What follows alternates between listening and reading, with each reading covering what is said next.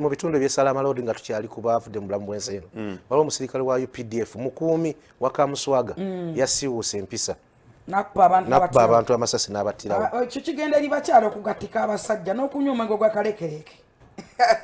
byabadde wanga innyonnyola mu katono. Bino byabadde awo ku Salama Road ekifo bakiyita banyweredde awo ku Boston. Ne bamala okunywa omukazi azze n'omusajja omulala omusajja omusirikale amukubira essimu oliwa n'aloketinga we bali najja n'alumba n'amugamba va ku mukazi wange. Omukazi n'amugamba ebibyo kati byafuuka bikadde ng'oluyimba lule nakukyawa kyawa dda. Ennyimba zammwe ezo zaakola effujjo mu bantu wano nnyingi. Mu bulamu bwange wafuuka bikadde. N'alumuyimbira musajja n'agenda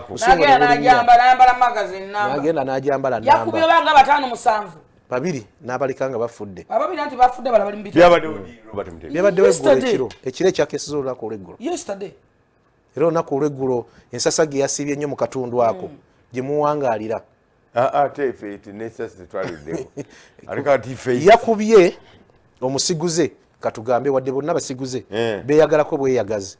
Oyo ye omusiguze yamukubye gwe yasoose okutta n'akubawo n'abalala. Omukyala we yamulese. Omukyala yafudde.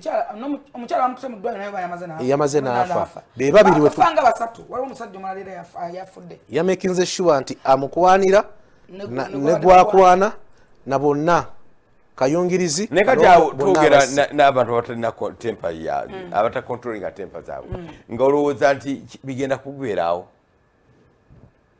UPDF olowooza nti okubya omuntu w'amasasi bigenda kuggweerawo. Yadduse era UPDF eri mu kumunoonya. Emmundu yagirese. Mukumi wa Kamuswaga bali mu kumunoonyezako n'emmundu bagiggyeyo. Yabadde AK-47 n'amasasi agaali gafisseewo amasasi oba 24 magazi. Nayo zonna ne baziggyayo. Bullets. Zibeera bullets. Magazine mwe kibeera. Zibeera mu magazine.